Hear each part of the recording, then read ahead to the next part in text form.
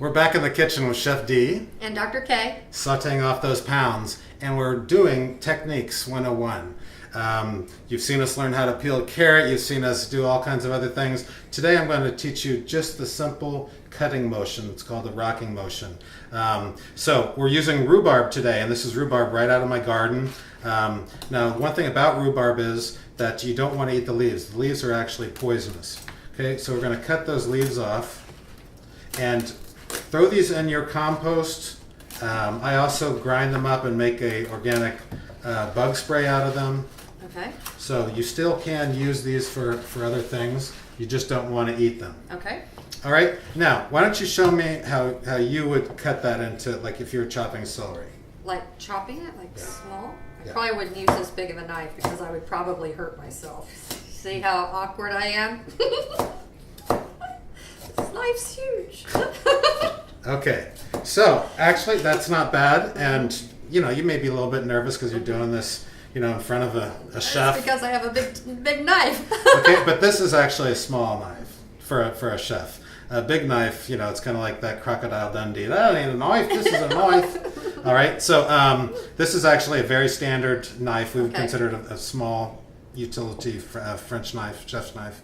Okay. What you want to do is do more of a rocking motion. This part of your knife doesn't ever need to leave the cutting board. Okay. All right. If you're picking it up every time, you are wasting energy, and you're also making a lot of noise. Chefs hate to hear cooks doing that. Okay, that also dulls your knife a lot too. Okay. So you want to have a gentle rocking motion. See what experience will do for you? It's Okay. called practice.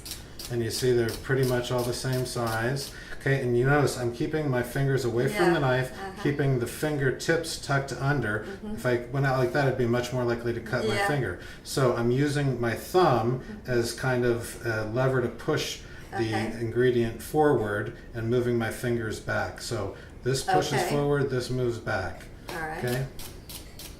And you see I'm not using a whole lot of the cutting board. Everything is all concentrated, that one little work area. So why don't you try that again. We'll just see if you can get a hang of that. Okay, fingertips back. Thumb. What if you can't reach the thumb back? Okay, so. Okay, now use more of this part of your knife. Don't use the front of your knife. Okay, so wait. We're going to go back here, okay, and rock. Okay, keep going through. Push. I'm like not very good with a knife. All right, but it's a matter of practice and being careful. Look. Also, you don't want to ever rush anything.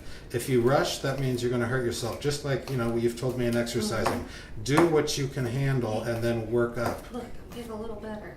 Getting a little better. Extremely slow, and it will take a long time for me to make any meals in your restaurant. So you probably don't want to hire me. Okay, and you're saying consistency. If you see this one, and that didn't go all the way through, and then that one's very thin. Okay, you're looking for a more consistent product.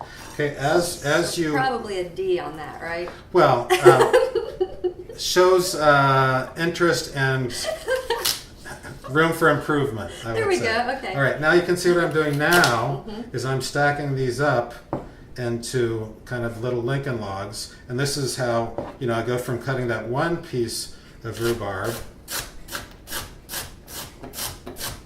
to cutting a bunch of them and quickening my work. You know what I would call it? Showing off. So that's about the most basic, simple chopping technique, rocking the knife, and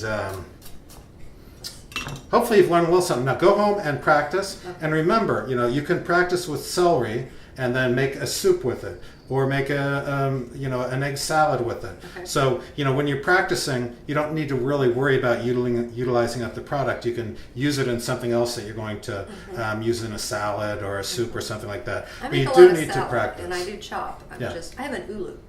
And I use it. But even with that, I sometimes trim a fingernail. Yeah. So just remember that rocking motion. You're going to use the back third of the knife for most of your cutting, and give it a try. Okay. All right. Thank you. So, at the Techniques project here at Sauteing Off the Pounds, I'm Chef D. And I'm Dr. K. And we're getting sharper every day.